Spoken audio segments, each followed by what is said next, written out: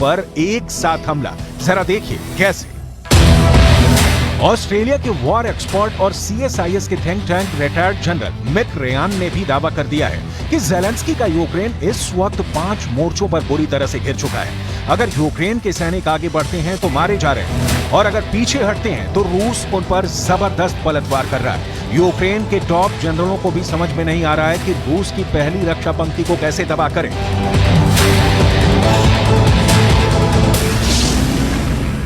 40,000 मार दिए, 4 लाख मार देंगे। बेलारूस के राष्ट्रपति अलेक्जेंडर लुकाशेंको ने यूक्रेन को बहुत बड़े खतरे की ओर इशारा किया है।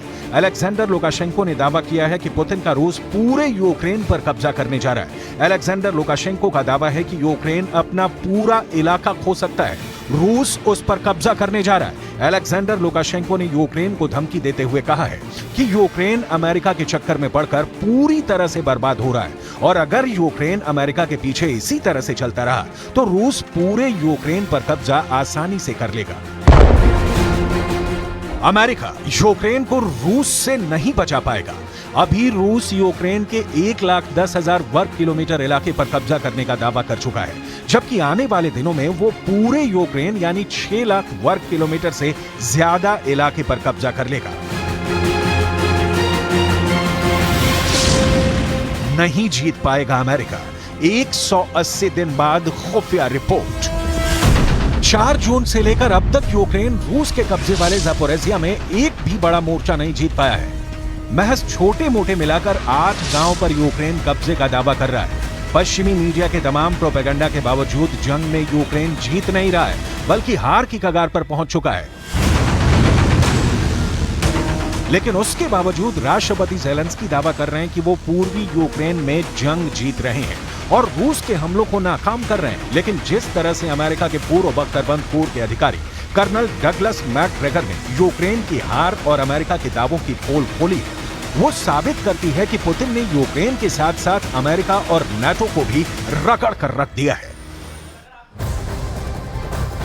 और इस बीच जंग से जुड़ी एक और बड़ी खबर। यूक्रेन की उपरक्षा मंत्री हना मलियार ने दावा किया है कि रूस हर दिन 7 में 50,000 तोप के गोले दाग रहा है, लेकिन उसके बावजूद यूक्रेन की सेना रूसी सेना को खदेड़ रही है। यूक्रेन की तरफ से दावा कुछ और भी किया जा रहा है। दावा किया गया कि इस वक्त यूक्रेन की 55% इलाके पर रूस ने 10 गुना हमले तेज कर दिए हैं। और ऐसे हालात में सवाल उठ रहे हैं, तो फिर यूक्रेन रूस से जंग कैसे जीतेगा? क्या नेटो यूक्रेन को और ज्यादा हथियार देगा या फिर यूक्रेन की हार का इंतजार करेगा? ये सवाल अब ज़ेलेंस्की के लिए बहुत बड़ी चुनौती बन चुके हैं।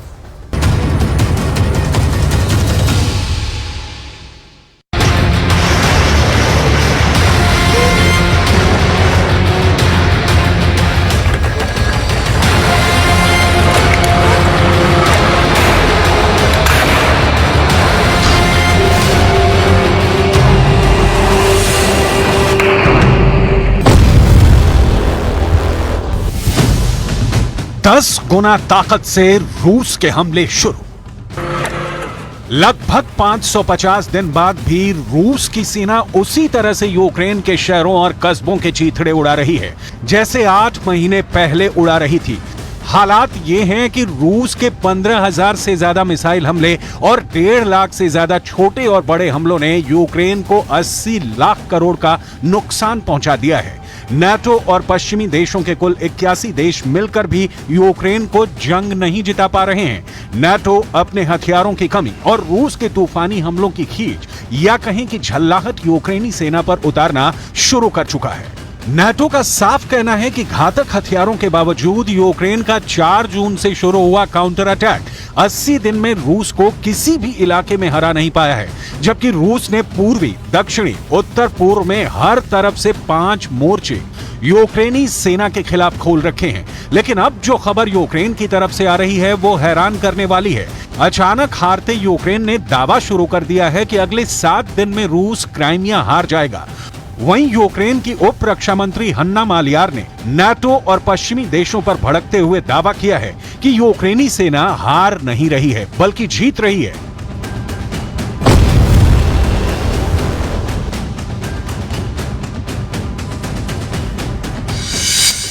जीतेगा यूक्रेन, हन्ना मलियार का दावा।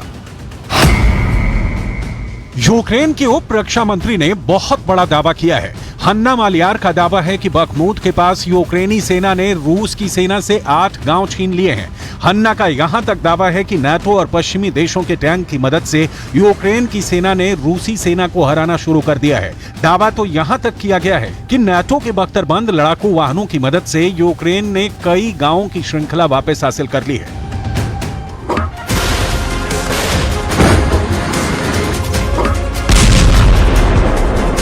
Яка говорить, що наступати ти можеш тільки, якщо у тебе є перевага порівняно з противником в кількості бійців і в військовій техніці і в озброєнні. В Україні такої переваги немає. Перевага на боці росіян. У них значно більше бійців, у них значно більша армія, це очевидні речі. У них значно більше зброї і військової техніки. Разом з тим ми звільняємо свою землю і рухаємося вперед. І тут неправильно визначати це просування метрами чи кілометрами.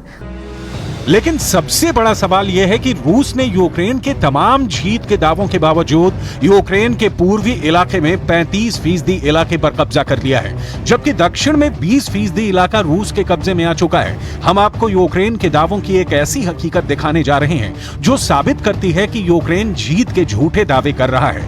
यूक्रेन की उप रक्षा मंत्री हन्ना मालियार एक तरफ यूक्रेन की जीत के दावे कर रही हैं, तो वहीं दूसरी तरफ ये भी कह रही हैं कि रूस यूक्रेन से 10 गुना ताकतवर है, जिससे जंग के लिए हमें नाटो और पश्चिम देशों से ज्यादा मदद की जरूरत है।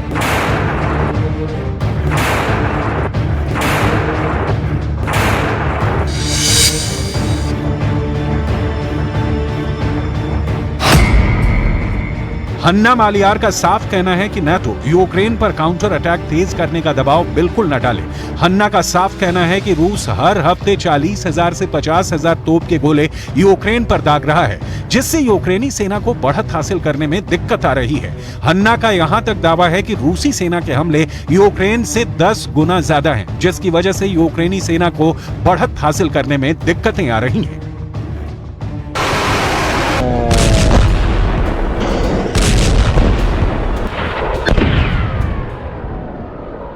Де ворог до росіяни наступають фактично на 4 напрямках, а ми їх потужно зупиняємо. От щоб було зрозуміло по цифрах, що означає зупиняємо.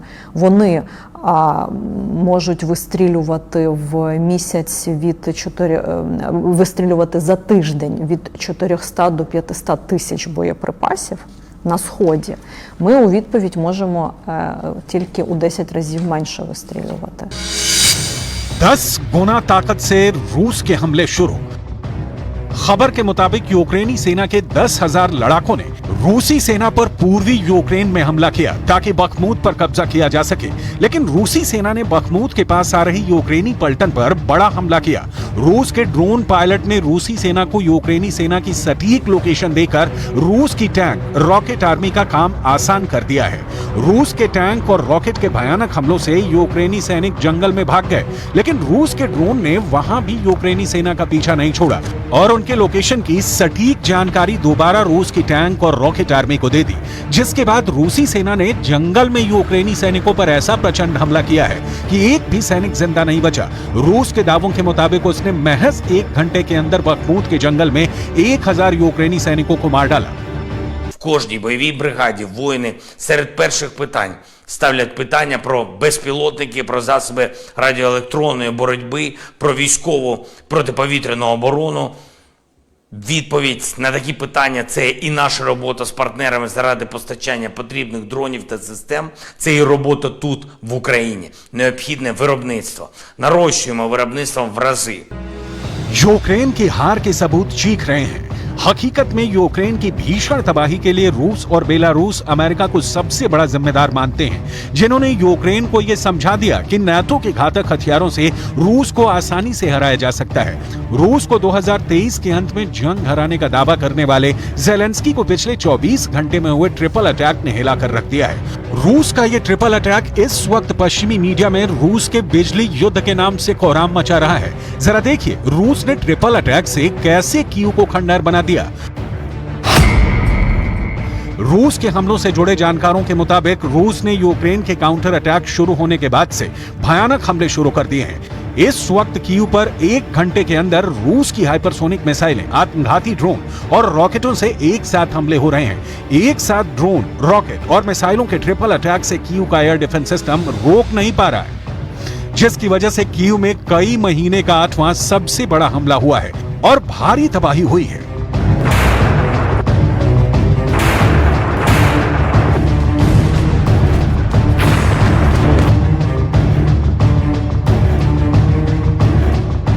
नौ मई से लेकर अब तक यूक्रेन पर KH-101 और KH-555 क्रूज मिसाइलों से भयानक हमले कर रहा है। यहां तक कि रूस की S-300 मिसाइलों से रूस ने कम से कम पूर्वी यूक्रेन में पिछले 7 दिनों में 300 से ज्यादा हमले किए हैं। दुनिया भर के डिफेंस एक्सपर्ट्स रूस की फायर पावर को देखकर हैरान हैं। TOS-1A जैसे रॉकेट सिस्टम यूक्रेनी सैनिकों के शरीर को जलाकर कोयला बना रहे हैं। हालात ये हैं कि लगभग 4 किलोमीटर तक मार करने वाला TOS-1A रॉकेट सिस्टम यूक्रेनी सैनिकों को खाइयों और बंकरों में जलाकर मार रहा है।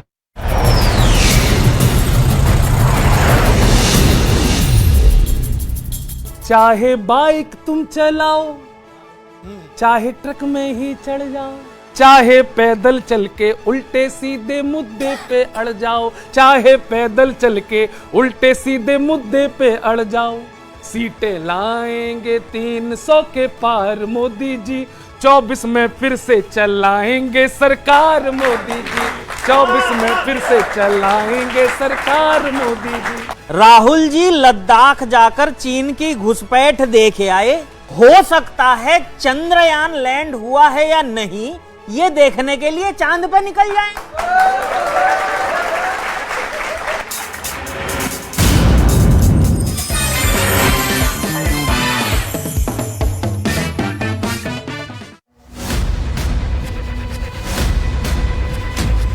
घी मक्खन कन्वर्ट हो जाता है।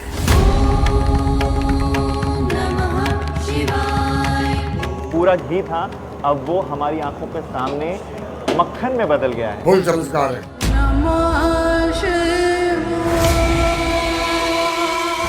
आदि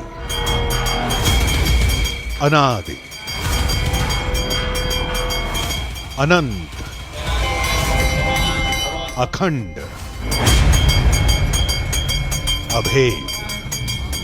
देखिए आधी हकीकत आधा अफसाना, आज रात 8:57 पर।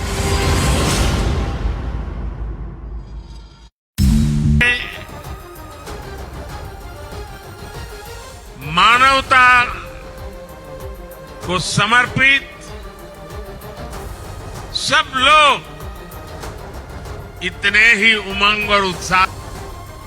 और उधर ग्रीस से स्वदेश रवाना होने से पहले प्रधानमंत्री नरेंद्र मोदी ने राजधानी एथेंस में भारतीय समुदाय के लोगों से भी मुलाकात की। इस दौरान पीएम से मिलने के लिए वहां लोग काफी उत्साहित दिखाई दिए और प्रधानमंत्री मोदी के स्वागत में जमकर नारे लगाए।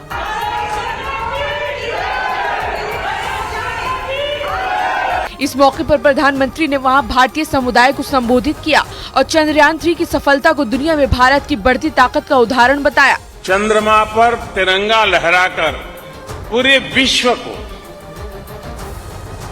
भारत के सामर्थ्य का परिचय कराया है। पीएम मोदी के मुताबिक चांद पर मिली कामयाबी का उत्साह लंबे समय तक बना रहने वाला है, जिससे भारत को आगे बढ़ने के लिए कई नए रास्ते और अवसर मिलेंगे। इस बीच चांद पर इतिहास रचने के बाद इसरो के वैज्ञानिकों ने अब सूरज पर जाने की तैयारी शुरू कर दी। इसरो के मुताबिक सूर्य के अध्ययन के लिए भारत का पहला मिशन अगले महीने की शुरुआत में रवाना होगा और उस मिशन का नाम होगा आदित्य L1। भारतीय स्पेस एजेंसी इसरो के मुताबिक 120 दिन का यह मिशन 2 सितंबर को रवाना किया जाएगा, जिसमें आदित्य L1 सूर्य से जुड़ी जानकारियां जुटाएगा। सूर्य की दूरी पृथ्वी से 15 करोड़ किलोमीटर है और इसरो के मुताबिक आदित्य L1 मिशन सूरज तक नहीं जाएगा, बल्कि वो सूर्य और पृथ्वी की दूरी का 100वां हिस्सा ही तय करेगा, यानी 15 लाख किलोमीटर। अंतरिक्ष विशेषज्ञों के मुताबिक इस मिशन के जरिए सूरज की गतिविधियों से पृथ्वी और दूसरे ग्रहों पर होने वाले असर का पता लगाने की कोशिश की जाएगी। सूर्य के ऊपरी एटमॉस्फेयर जो है उसको उसकी स्टडी करेंगे। इसरो के मुताबिक इस मिशन के जरिए अंतरिक्ष में होने वाली दूसरी गतिविधियों का भी पता लगाया जाएगा। इधर अंतरिक्ष में रिसर्च करने वाली भारत की स्पेस एजेंसी इसरो ने रोवर प्रज्ञान के लैंडर विक्रम से बाहर निकलने का पहला वीडियो जारी कर दिया। इसरो के मुताबिक चांद की सतह पर उतरने के बाद रोवर ने वहां घूमना शुरू कर दिया। 2 दिन पहले 23 अगस्त को लैंडर विक्रम चांद के दक्षिणी ध्रुव पर उतरा था और इसके कुछ घंटों बाद 6 पहियों वाला रोवर प्रज्ञान लैंडर से बाहर निकला, जिसका वीडियो इसरो की तरफ से जारी किया गया। जो वीडियो सामने आया उसमें 26 किलो का रोवर प्रज्ञान रैंप के सहारे लैंडर से बाहर निकलता दिखाई दिया। इसरो के वैज्ञानिकों के मुताबिक चांद की सतह पर उतरते ही रोवर ने सबसे पहले अपने सोलर पैनल खोले ताकि वो सूरज की रोशनी से खुद के लिए ऊर्जा बना सके। जैसे ही रोवर चंद्रमा पर उतरा तो उसके पहियों ने चांद की मिट्टी पर भारत के राष्ट्रीय प्रतीक अशोक स्तंभ और इसरो के लोगों की छाप छोड़ी। इसरो के मुताबिक रोवर लैंडर के आसपास सिर्फ आधा किलोमीटर के दायरे में ही घूमेगा। एक रोज पहले इसरो ने लैंडर के चांद पर उतरने का भी एक वीडियो शेयर किया था, जिसमें चांद की सतह पर कई छोटे बड़े गड्ढे नजर आए थे। न्यूज एजेंसी रॉयटर्स ने भी अमेरिकी अधिकारियों का हवाला देकर बड़ा दावा किया कि रूस ने मिसाइल दागकर प्रिगोजिन का विमान मार गिराया। दावा है कि 2 दिन पहले मॉस्को के नजदीक विमान हादसे में प्रिगोजिन की मौत हो गई और उनके साथ वैगनर ग्रुप के कई कमांडरों की भी जान चली गई। न्यूज एजेंसी रॉयटर्स ने अमेरिकी अधिकारियों के हवाले से दावा किया कि प्रिगोजिन का विमान हादसे का शिकार नहीं हुआ था, बल्कि उस पर रूसी सेना की तरफ से मिसाइल से हमला किया गया, जिससे वो विमान जमीन पर गिर गया और उसमें सवार प्रिगोजिन की मौत हो गई। दावा है कि रूसी सेना ने जो मिसाइल बरसाई वो जमीन से हवा में मार करने वाली थी, यानी मॉस्को के नजदीक ही किसी इलाके से वो मिसाइल दागकर रूसी सेना ने वैगनर चीफ की जान ले ली। आरोप है कि ये सब कुछ पुतिन के इशारे पर ही किया गया और रूसी राष्ट्रपति को इस पूरी घटना की पल पल की जानकारी थी। हालांकि न्यूज एजेंसी रॉयटर्स ने इस बात की जानकारी नहीं दी कि यह दावा करने वाले अमेरिकी अधिकारी का नाम क्या है और वो किस विभाग में काम करते हैं। इस बीच अमेरिका के मीडिया ने पुतिन के एक पुराने वीडियो का हवाला देकर दावा किया कि वैगनर चीफ की मौत के पीछे रूसी राष्ट्रपति का ही हाथ है। अमेरिकी मीडिया ने जिस वीडियो का जिक्र किया वो 2018 का बताया गया, जिसके आधार पर यह दावा किया गया कि पुतिन सब कुछ माफ कर सकते हैं लेकिन धोखा देने वाले को कभी नहीं छोड़ते। अमेरिकी मीडिया ने अपने दावे को पुख्ता करने के लिए 2018 के उस वीडियो को भी जारी किया, जिसमें पुतिन एक इंटरव्यू के दौरान सवालों का जवाब देते दिखाई दिए। दावा है कि इसी दौरान जब उनसे ये सवाल पूछा गया कि वो किसको माफ कर सकते हैं, तो इसके जवाब में उन्होंने ये कहा कि वो धोखा देने वालों को छोड़कर सबको माफ कर सकते हैं। इस वीडियो के आधार पर यह आरोप लगाया गया कि पुतिन ने प्रिगोजिन के विमान हादसे वाली साजिश रची थी, क्योंकि उन्होंने 2 महीने पहले वैगनर ग्रुप की बगावत को रूस के साथ सबसे बड़ा धोखा बताया था और इसी के बाद से पुतिन प्रिगोजिन को उनकी धोखेबाजी की सजा देना चाहते थे। रूस के मीडिया का दावा है कि 2 दिन पहले मॉस्को के नजदीक एक विमान हादसे में प्रिगोजिन की मौत हो गई। उधर ब्रिटेन के प्रधानमंत्री ऋषि सुनक ने दावा किया कि मॉस्को के नजदीक क्रैश होने वाले विमान में ही प्रिगोजिन सवार थे। उन्होंने ये दावा अपनी खुफिया एजेंसियों की रिपोर्ट के हवाले से किया, जिसके मुताबिक 2 दिन पहले मॉस्को के नजदीक जो विमान हादसे का शिकार हुआ उसमें प्रिगोजिन खुद मौजूद थे। Our intelligence suggests that Prigozhin was most likely on the plane. Britain के प्रधानमंत्री से पहले वहां के मीडिया ने भी यही दावा किया था। इसके साथ ही उन्होंने यह आरोप लगाया कि प्रिगोजिन का विमान क्रैश हो जाना कोई हादसा नहीं बल्कि एक सोची समझी साजिश थी और इस साजिश के पीछे रूसी सेना और वहां के राष्ट्रपति पुतिन का हाथ था, जो वैगनर ग्रुप के मॉस्को कूच करने और तख्ता पलट की कोशिश के बाद से ही प्रिगोजिन से बदला लेने की फिराक में थे। हालांकि रूस की सरकार ने इस हादसे के बाद इसकी जांच के लिए हाई लेवल कमेटी का गठन कर दिया ताकि ये पता लग सके कि प्रिगोजिन का विमान अचानक कैसे जमीन पर गिर गया। इस बीच तुर्की के मीडिया ने दावा किया कि वैगनर चीफ येवगेनी प्रिगोजिन के विमान हादसे की रूसी अधिकारियों को पहले से ही जानकारी थी, क्योंकि दावा है कि उनकी मौत से 1 दिन पहले रूसी सेना के अधिकारियों ने अफ्रीकी देश लिबिया में वैगनर ग्रुप के लड़ाकों को नए कमांडर को रिपोर्ट करने का आदेश दिया था और इसी वजह से तुर्की के मीडिया ने येवगेनी प्रिगोजिन की मौत पर सवाल खड़े कर दिए। 2 दिन पहले रूसी सरकार ने राजधानी मॉस्को के नजदीक एक विमान हादसे में प्रिगोजिन की मौत का दावा किया, लेकिन तुर्की के मीडिया का दावा है कि प्रिगोजिन को साजिश के तहत मारा गया, क्योंकि उनकी मौत से 1 दिन पहले लिबिया में रूस के डिप्टी रक्षा मंत्री और रूसी सेना के कई अधिकारियों ने वहाँ मौजूद वैगनर ग्रुप के कमांडरों के साथ एक बैठक की थी और इस बैठक में रूसी अधिकारियों ने वैगनर लड़ाकों को नए कमांडर को रिपोर्ट करने का फरमान सुनाया था। दावा यह भी है कि वैगनर ग्रुप के लड़ाकों को यह संदेश दिया गया कि उन्हें मॉस्को से कंट्रोल किया जाएगा। इसीलिए तुर्की के मीडिया ने शक जताया कि प्रिगोजिन को रास्ते से हटाने की साजिश का पता रूसी सेना के अधिकारियों को पहले से था। उधर वैगनर ग्रुप के मुखिया येवगेनी प्रिगोजिन पर दिए अमेरिकी राष्ट्रपति बाइडेन के बयान पर रूस भड़क गया। बाइडेन ने 1 दिन पहले प्रिगोजिन की मौत के लिए रूस की सरकार को जिम्मेदार ठहराते हुए साजिश की आशंका जताई और इशारों में इसका ठीकरा पुतिन पर फोड़ा, जिससे रूस की सरकार भड़क गई। बाइडेन के इस बयान के बाद रूस ने इसकी कड़ी आलोचना करते हुए अमेरिकी राष्ट्रपति को माफी मांगने की चेतावनी भी दी। रूस ने यह भी आरोप लगाया कि बाइडेन ने ऐसा रूस में विद्रोह भड़काने के इरादे से किया। हालांकि रूस की सरकार के प्रवक्ता ने यह भी साफ कर दिया कि येवगेनी प्रिगोजिन की मौत हादसे में हुई और इससे रूस की सरकार को कोई लेना देना नहीं। इस दौरान उन्होंने प्रिगोजिन की मौत मामले की जांच के लिए बनाई गई कमेटी का भी जिक्र किया और ये भरोसा दिया कि इस मामले की अच्छी तरह से जांच की जाएगी। उधर वैगनर ग्रुप के मुखिया येवगेनी प्रिगोजिन पर दिए अमेरिकी राष्ट्रपति बाइडेन के बयान पर रूस भड़क गया। बाइडेन ने एक दिन पहले प्रिगोजिन की मौत के लिए रूस की सरकार को जिम्मेदार ठहराते हुए साजिश की आशंका जताई और इशारों में इसका ठीकरा पुतिन पर फोड़ा, जिससे रूस की सरकार भड़क गई। बाइडेन के इस बयान के बाद रूस ने इसकी कड़ी आलोचना करते हुए अमेरिकी राष्ट्रपति को माफी मांगने की चेतावनी भी दी। रूस ने यह भी आरोप लगाया कि बाइडेन ने ऐसा रूस में विद्रोह भड़काने के इरादे से किया। हालांकि रूस की सरकार के प्रवक्ता ने यह भी साफ कर दिया कि येवगेनी प्रिगोजिन की मौत हादसे में हुई और इससे रूस की सरकार को कोई लेना देना नहीं। इस दौरान उन्होंने प्रिगोजिन की मौत मामले की जांच के लिए बनाई गई कमेटी का भी जिक्र किया और ये भरोसा दिया कि इस मामले की अच्छी तरह से जांच की जाएगी। इस बीच पोलैंड ने दावा किया कि अगर पुतिन ने वैगनर ग्रुप की कमान संभाल ली तो उसके लड़ाके पूरी दुनिया के लिए बड़ा खतरा बन जाएंगे, क्योंकि दावा किया जा रहा है कि येवगेनी प्रिगोजिन की मौत के बाद वैगनर ग्रुप को पुतिन कंट्रोल करेंगे। और पश्चिमी मीडिया ने दावा किया कि अगर ऐसा हुआ तो रूस के पड़ोसी देशों के लिए बड़ा खतरा पैदा हो जाएगा, क्योंकि वैगनर ग्रुप को न सिर्फ पुतिन की प्राइवेट आर्मी कहा जाता है, बल्कि इसके लड़ाके अपनी बर्बरता और बेरहमी के लिए पूरी दुनिया में मशहूर हैं। और पश्चिमी मीडिया का दावा है कि वैगनर ग्रुप के लड़ाकों ने यूक्रेन की बखमूत को जीतने के लिए वहां खून की नदियां बहा दी थी। इसीलिए पोलैंड के प्रधानमंत्री मोतिएश मोराविएत्स्की ने दावा किया कि अगर पुतिन ने वैगनर ग्रुप की कमान संभाली तो नेटो देशों के लिए खतरा बढ़ जाएगा, क्योंकि रूस के कई पड़ोसी देश नेटो के सदस्य हैं और वो जंग में यूक्रेन को एक से बढ़कर एक हथियार भी दे रहे हैं।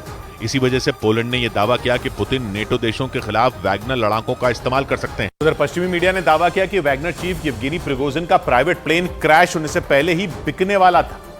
दावे के मुताबिक जिस दिन वो प्लेन हादसे का शिकार हुआ उसी दिन कुछ खरीदार उसे देखने आए थे, लेकिन प्लेन को अंदर और बाहर से देखने के बाद वो चुपचाप लौट गए। इस बीच सोशल मीडिया पर एक वीडियो वायरल हुआ जिसमें एक प्राइवेट प्लेन के अंदर की तस्वीरें दिखी। इस वायरल वीडियो में प्लेन अंदर से काफी आलीशान नजर आया। वहाँ एक मेज पर कुछ फाइलें में रखी दिखी और प्लेन में एक तस्वीर भी टंगी नजर आई। दावा किया गया कि ये येवगेनी प्रिगोजिन का वही विमान है जो 2 दिन पहले दुर्घटना का शिकार हो गया, जिसमें वैगनर चीफ की मौत का दावा किया गया। पश्चिमी मीडिया के मुताबिक येवगेनी प्रिगोजिन के प्राइवेट प्लेन को बेचने के लिए 50 लाख यूरो यानी भारतीय रुपयों में करीब 45 करोड़ की कीमत रखी गई थी। प्रधानमंत्री नरेंद्र मोदी 2 देशों की यात्रा खत्म करने के बाद आज सुबह स्वदेश लौटे।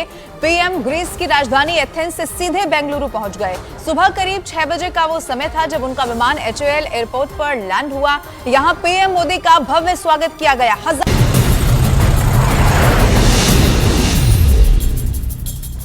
और वहां से जुड़ी इस वक्त की बहुत बड़ी खबर सामने आ रही है। क्राइमिया से बड़ी खबर है, जहां पर यूक्रेन ने क्राइमिया से 200 किलोमीटर दूर रूस के एयरबेस पर ड्रोन से हमला किया है। रूस के रक्षा मंत्रालय ने ड्रोन हमले की पुष्टि नहीं की है, लेकिन रूस ने यह जरूर कह दिया है कि उसने 24 घंटे में यूक्रेन के 73 ड्रोनों को या तो मार गिराया या उन्हें टारगेट हिट करने से पहले जैम कर दिया है। रूस पर ड्रोन की बारिश ने पुतिन की नींद उड़ा दी है।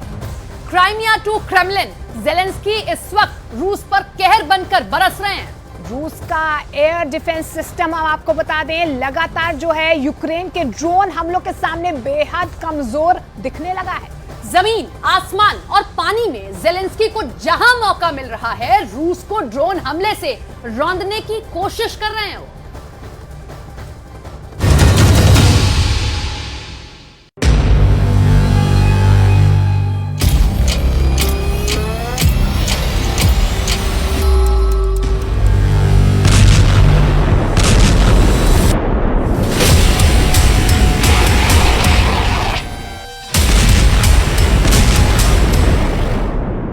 ज़ेलेंस्की को कमजोर आंकने की भूल करने वालों को यह तस्वीर जरूर देखनी चाहिए।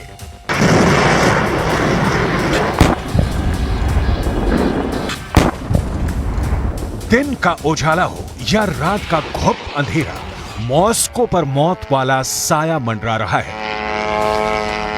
रूस के एयर डिफेंस की ज़ेलेंस्की के ड्रोनों ने छिंदी छिंदी बिखेर दी है।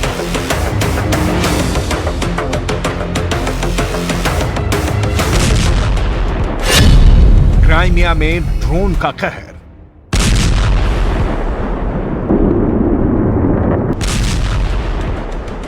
यूक्रेन की मिलिट्री एजेंसी का दावा है कि उसने क्राइमिया से 200 किलोमीटर दूर रूस की 126वीं कोस्टल डिफेंस ब्रिगेड बेस पर जोरदार हमला किया है। यह बेस क्राइमिया का पेरेवोल्नोय है, जहां रूस ने 2014 से अपना बेस बना रखा है।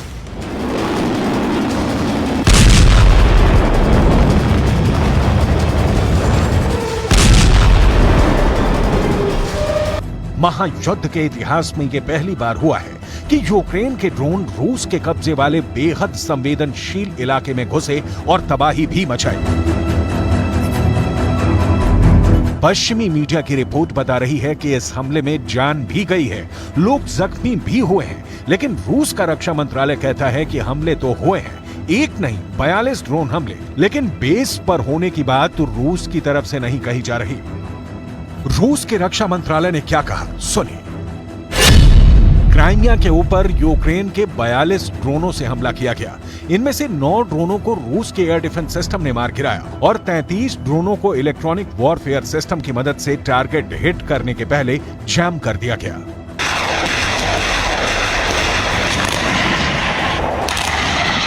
बहरहाल दोनों के दावों के बीच क्राइमिया पर जो हमले हो रहे हैं उसने कई सवाल खड़े कर दिए हैं। रूस की रक्षात्मक शक्ति भी सवालों के घेरे में है, लेकिन इसकी डिटेल आगे। अभी तो सायरन की चीखती आवाजों वाले शहर मॉस्को में दहल रहे लोगों की तस्वीरें।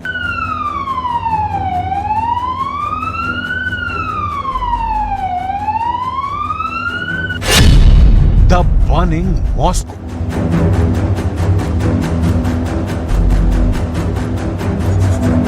डेढ़ साल में युद्ध की दशा और दिशा दोनों बदल गई है। यकीन नहीं होता तो एक और तस्वीर देखिए। ये ऊंची इमारत रूस की आन बान शान की प्रतीक है और आपके ज़हन में इसके ऊपर ज़ेलेंस्की के शोले बनते ड्रोन की तस्वीरें भी ताजा हैं। उसी कड़ी में एक और तस्वीर देखिए। मॉस्को पर ड्रोन और मिसाइल से यूक्रेन ने हमला किया है। रूस के मेयर ने खुद बताया है कि हमलों को देखते हुए 3 एयरपोर्ट कुछ घंटों के लिए बंद करने पड़े।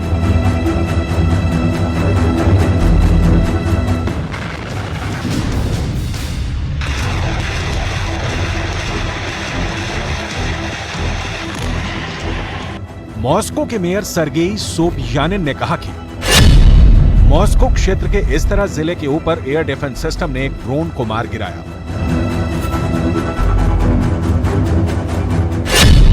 मॉस्को के 3 एयरपोर्ट्स जिन्हें ज़ेलेंस्की के डर ने बंद करने के लिए विवश कर दिया, उन्हें मैप पर देखिए। शेरेमेदयेवो, दोमोदेदोवा और वनुकोव।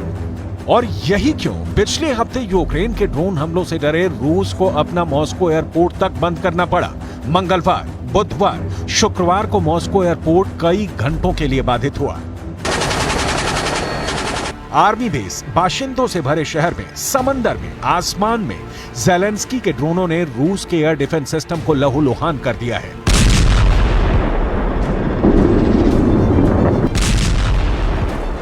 ज़ेलेंस्की के ड्रोन हमलों को रोकने की पुतिन की सारी कोशिश नाकाम साबित हो रही है। ज़ेलेंस्की रूस में जिस जगह चाहे ड्रोन हमला कर रहे हैं। ज़ेलेंस्की के ड्रोनों की ताकत के सामने पुतिन के बेहद तेज हमले मध्यम लगते हैं, क्योंकि पुतिन 4 मारेंगे तो शोर होगा और ज़ेलेंस्की ने 1 भी मारा तो हंगामा खड़ा हो जाएगा। ये लड़ाई 2 गैर बराबर ताकतों के बीच है, जिसका फायदा तीसरा नाटो नाम का संगठन उठा रहा है। लेकिन उसकी चर्चा यहां नहीं, यहां तो ज़ेलेंस्की के काउंटर अटैक की काट ढूंढते रूस के जनरल की बात। За сутки перехвачено 5 реактивных снарядов систем залпового огня «Хаймарс» и противорадиационная ракета «Харм» производства। 18 अगस्त 2023 मॉस्को पर ड्रोन हमले की कोशिश नाकाम। 1 अगस्त 2023 एक कॉमर्शियल बिल्डिंग पर ड्रोन हमला। 30 जुलाई 2023 एक साथ कई ड्रोन हमले। 24 जुलाई 2023 मॉस्को की 2 इमारतों पर ड्रोन अटैक। मतलब एक बारगी युद्ध की बदलती तस्वीर ज़ेलेंस्की की शान नहीं बढ़ा रही, बल्कि पिछले महीनों में यूक्रेन लगातार रूस के भीतर घुसकर हमला कर रहा है। मॉस्को में इसी कारण एयर डिफेंस सिस्टम पंचशील इमारतों की छतों पर लगाए गए हैं। लेकिन ज़ेलेंस्की के ड्रोनों की जोरदार धार के बीच कुछ काम नहीं आ रहा। बहुत बारीक और ठोस रणनीति के तहत ज़ेलेंस्की रूस को ड्रोन हमलों का शिकार बना रहे हैं।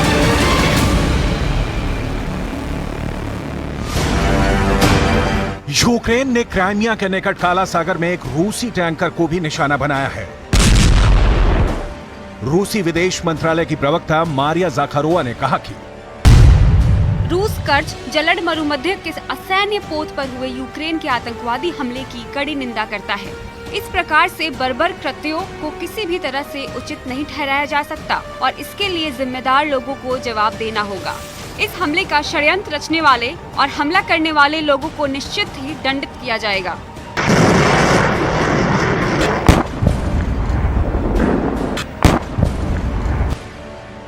यूक्रेन ड्रोन का काला सागर में किया गया ये दूसरा हमला है। इससे पहले यूक्रेन ने एक प्रमुख रूसी बंदरगाह पर हमला किया था।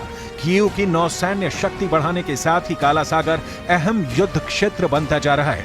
रूस ने करीब 3 हफ्ते पहले यूक्रेन के समुद्री मार्ग से अनाज निर्यात करने संबंधी समझौते को समाप्त करने की घोषणा की थी और यूक्रेन के बंदरगाहों को निशाना बनाया था, जिसके बाद यूक्रेन ने पलटवार किया। इसी तरह यूक्रेन रूस के हमलों का जवाब अपने ड्रोन के जरिए ही दे रहा है।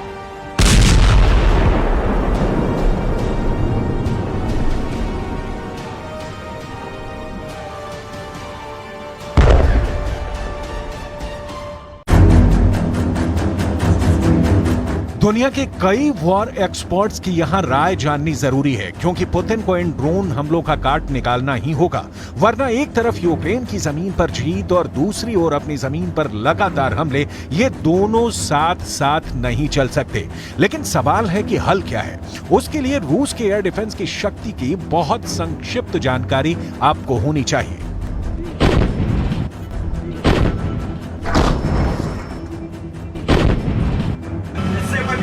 Маловысотная. Первый сопровождаю маловысотную цель в зоне. Цель по первому в зоне чужой. По первому цель уничтожить.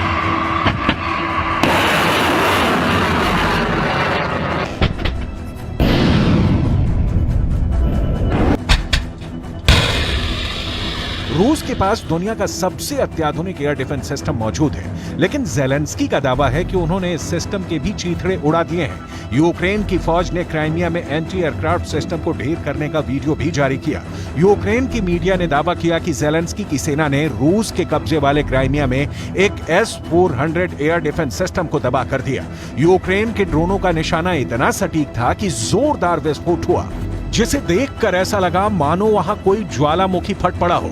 रूस इस बात पर अपनी पीठ थपथपाता आया है कि उसके S-400 को दुनिया की कोई ताकत नहीं भेद सकती।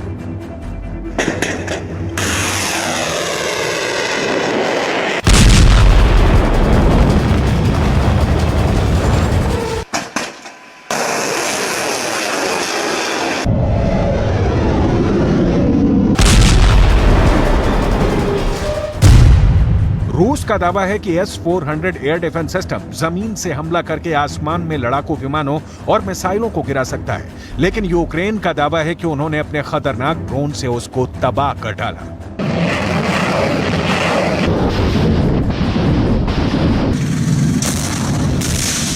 महायुद्ध में रूस का सब कुछ तो नहीं, तो भी बहुत कुछ दांव पर लगा है। एक छोटे से सैनिक शक्ति वाले देश ने रूस की बलशाली कही जाने वाली सेना को नाकों छने चबाने पर मजबूर कर दिया है।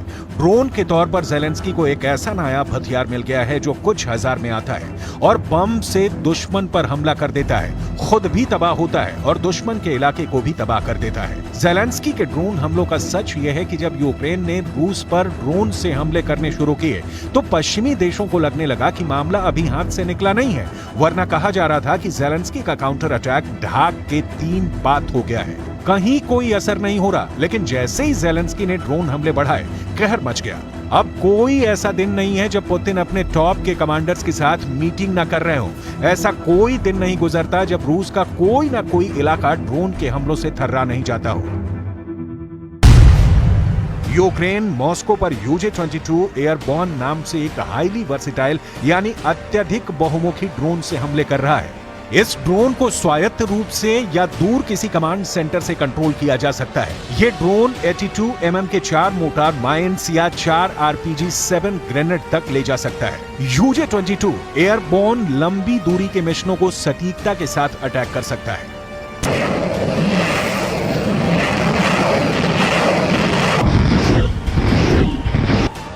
ये ड्रोन यूक्रेन बड़े पैमाने पर अपनी फैक्ट्री में तैयार कर रहा है। 24 घंटे यूक्रेन की ड्रोन फैक्ट्री में प्रोडक्शन चालू है। ज़ेलेंस्की के सामने पिक्चर क्लियर है कि करोड़ों की मिसाइल को पश्चिमी देशों की कृपा से हासिल कर उसे रूस के खिलाफ इस्तेमाल करने से सस्ते ड्रोन ही अच्छे हैं जो मनचाहा रिजल्ट दे रहे हैं। ज़ेलेंस्की के UJ-22 ड्रोन की अधिकतम दूरी 800 किलोमीटर तक उड़ान भरने की है। मॉस्को यूक्रेन की सीमा से लगभग 600 किलोमीटर है। ऐसे में ये ड्रोन मॉस्को पर हमला करने में सक्षम है।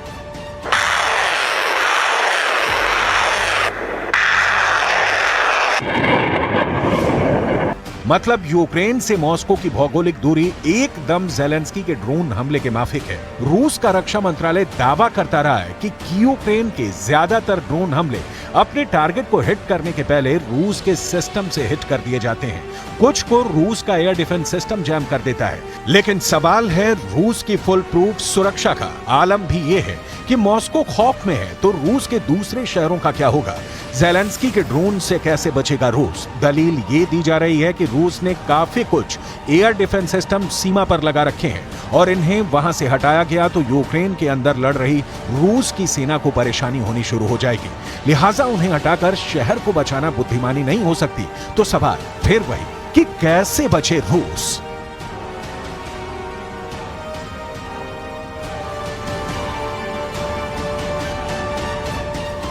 रूस यूक्रेन जंग के बीच ईरान से एक बहुत बड़ी खबर सामने आ रही है। दावा ये किया जा रहा है कि ईरान ने अमेरिका और इजराइल से एक साथ जंग करने के लिए अपने सुपर ड्रोन को उतार दिया है। ईरान के इस नए ड्रोन को मोहाजिर-10 नाम दिया गया है। दावा किया गया है कि ये अमेरिका के MQ-9 ड्रोन की तरह ही शक्तिशाली है। मोहाजिर-10 ड्रोन के बारे में ईरान ने ये दावा किया है कि लगातार 24 घंटे उड़ान भर सकता है और 300 किलोग्राम के मिसाइल और बम से सीधा हमला करने की क्षमता रखता है। ईरान के इस ड्रोन को अमेरिका और इजराइल के लिए सीधा खतरा भी बताया जा रहा है। अगस्त में दुनिया किसी तरह बच गई, लेकिन सितंबर में दूसरा बहुत बड़ा युद्ध शुरू हो सकता है। ईरान ने इजराइल और अमेरिका को ऐसी वार्निंग दे दी है कि बाइडेन और नेतन्याहू दोनों बहुत परेशान हैं। ईरान ने कहा है कि उसका नया ड्रोन दुश्मनों के हाथ काट देगा। रिपोर्ट देखिए।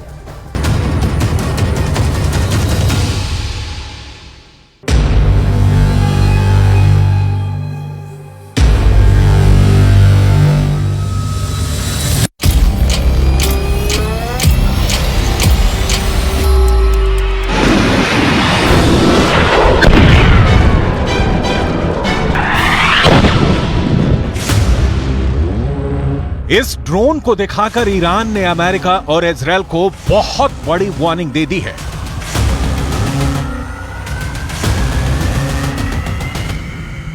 इस ड्रोन को दिखाकर ईरान ने अपने दुश्मनों का हाथ काटने की धमकी दी है। ईरान ने कहा है कि उससे जो टकराएगा उसका हाथ कलम कर दिया जाएगा।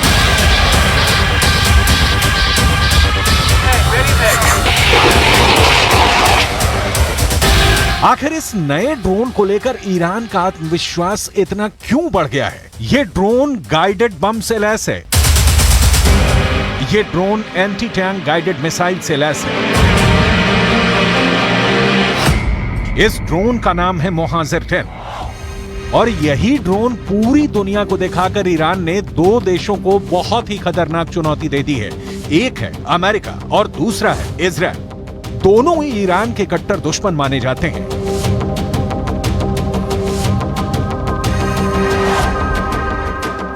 کسانی که دستشون به طرف این کشور بخواد به تعدی و تجاوز دراز بشه حتما دست اونها به دست توانای نیروهای ما قطع خواهد شد.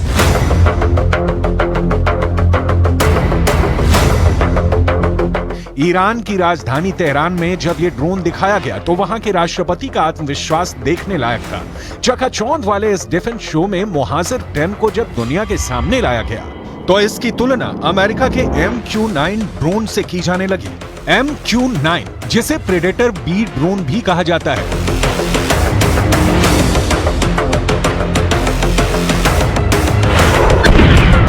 ये वो ड्रोन है जिससे अमेरिका ने अफगानिस्तान और पश्चिम एशिया में अपने बड़े बड़े टारगेट को खत्म किया है। इसमें अल-कायदा का चीफ अल जवाहिरी भी शामिल था। लेकिन अब इसी ड्रोन की नकल बनाकर ईरान अमेरिका को चैलेंज कर रहा है।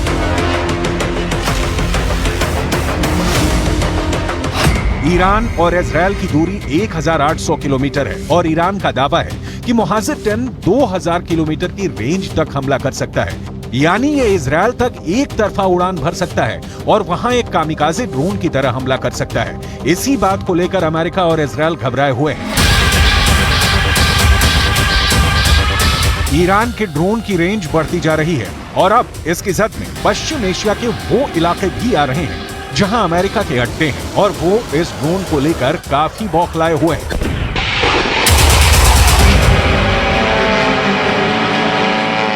کار ما رو به نحوی این کاری که در صنایع نظامی و دفاعی انجام شده قرار داده که امروز بسیاری از کشورهای منطقه و دنیا نگاهشون به ما کاملا عوض شده.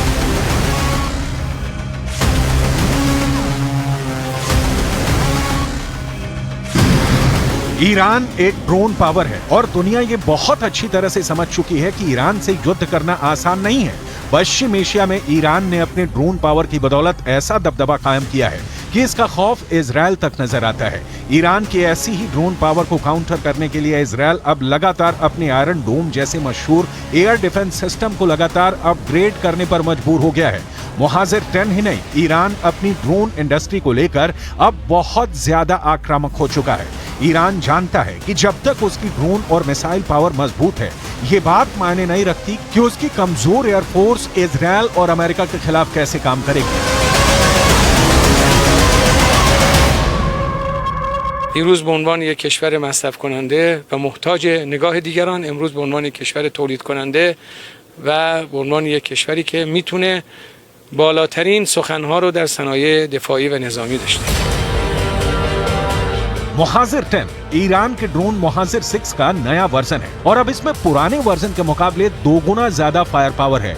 अमेरिका का तो ये भी इल्जाम है कि ईरान अपने मुहाजिर 6 ड्रोन रूस को सप्लाई कर चुका है, जिससे यूक्रेन में लगातार हमले भी किए जा रहे हैं। ईरान का नया ड्रोन मुहाजिर 10 पुराने वर्जन के मुहाजिर 6 के मुकाबले काफी बेहतर है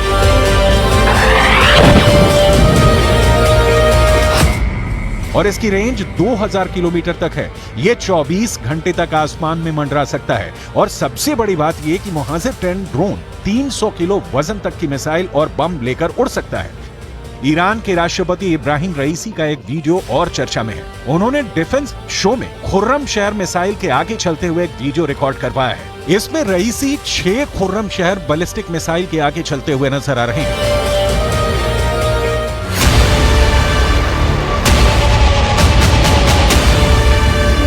ये ईरान की लेटेस्ट मिसाइल है और इसको दिखाने का मतलब साफ है। पश्चिम एशिया में इस वक्त युद्ध जैसे हालात बन चुके हैं और ईरान अपनी वार्निंग को हमले में बदलना बहुत अच्छी तरह से जानता है। ऐसा वो जनरल सुलेमानी की हत्या के बाद करके दिखा चुका है, जब 8 फरवरी 2020 को उसने इराक में अमेरिका के सैन्य अड्डों पर 22 बैलिस्टिक मिसाइल फायर की थी। अब ईरान की नई मिसाइल खुर्रम शहर 4 बहुत ही खतरनाक मिसाइल मानी जा रही है।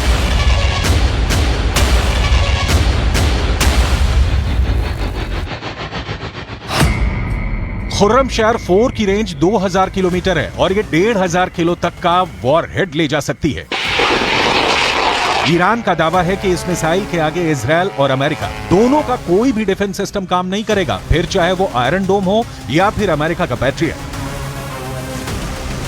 این موشک رادارگریزی و عبور از پدافند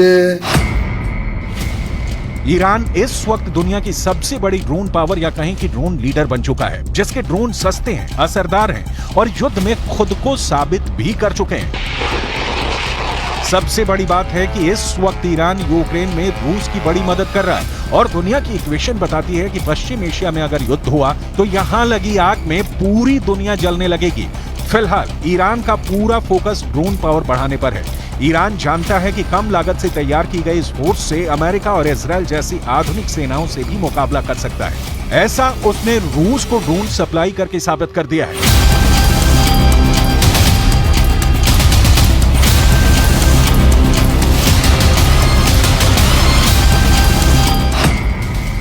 रूस को ड्रोन सप्लाई करने पर अमेरिका ने बहुत सख्त ऐतराज जताया है। अमेरिका ने कहा है कि ईरान रूस को अपने ड्रोन सप्लाई करना बंद कर दे।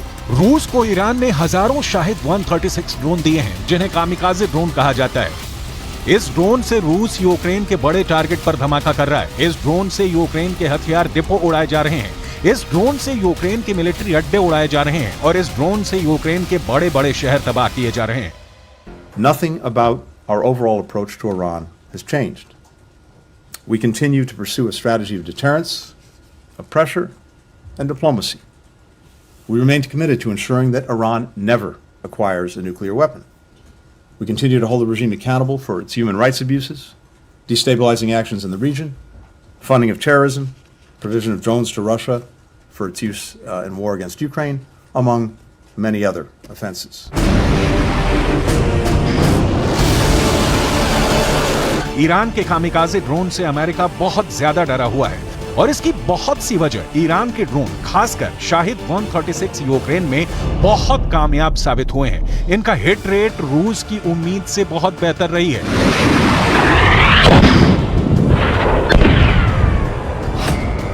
यही वजह है कि अमेरिका को लगता है कि ईरान की ड्रोन पावर इजराइल के लिए खतरा है। ईरान की ड्रोन पावर खाड़ी देशों में अमेरिका के लिए खतरा है और अब रूस के पास आने के बाद ये ड्रोन पूरे नाटो के लिए खतरा बन चुके हैं।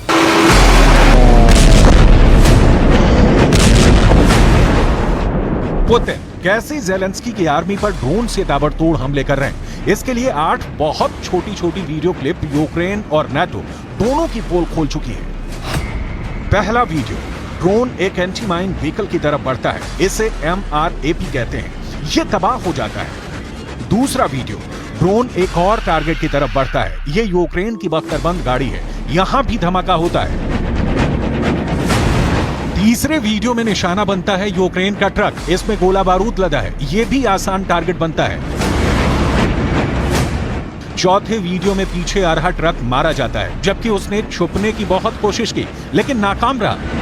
पुतिन के ड्रोन का 5वां शिकार बनती है कमांडर की गाड़ी, जो जलते हुए ट्रक के ठीक पीछे थी और यहां भी बड़ा धमाका होता है। इसके बाद छठा टारगेट बनता है यूक्रेन का टैंक। ड्रोन हिट करने से पहले बहुत साफ साफ तस्वीर देखिए, यह यूक्रेन का T-72 टैंक है। 7वां टारगेट भी ज़ेलेंस्की का दूसरा टैंक बनता है, यह रूस की फोर्स पर गोले दाग रहा है, इस बात से अनजान कि एक ड्रोन इस पर आकर फटने वाला है।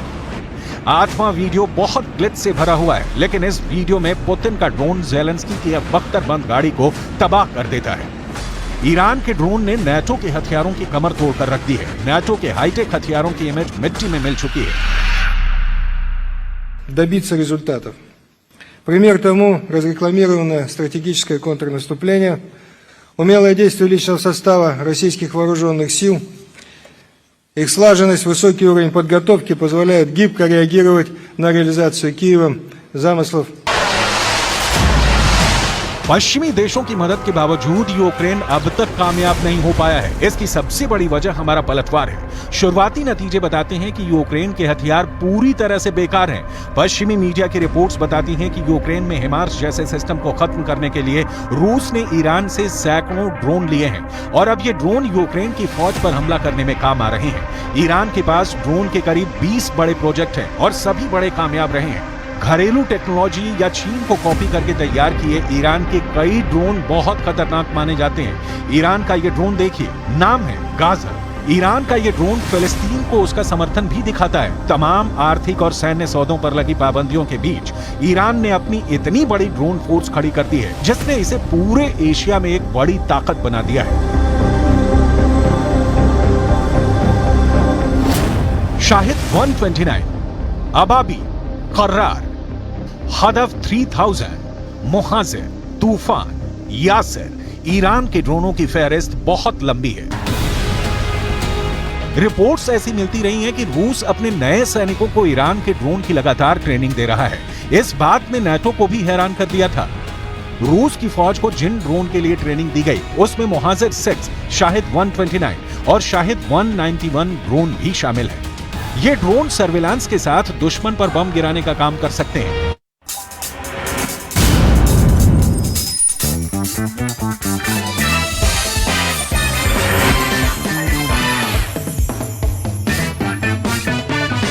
चाहे बाइक तुम चलाओ, चाहे ट्रक में ही